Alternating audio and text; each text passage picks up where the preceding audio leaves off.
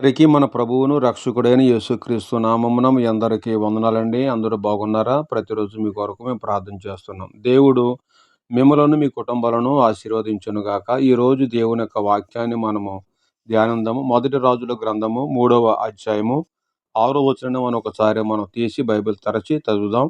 నాతో కలిసి ఈ మాటలు మీరు చదవాలని ప్రేమపూర్వకంగా తెలియజేస్తున్నా. సొలొమోను ఇలాగు మనవి చేశాను.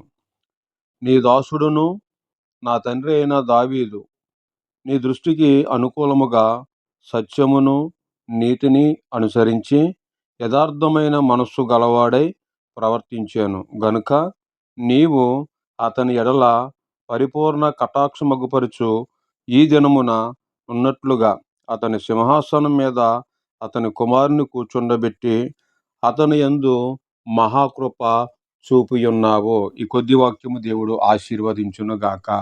Amen, amen, amen.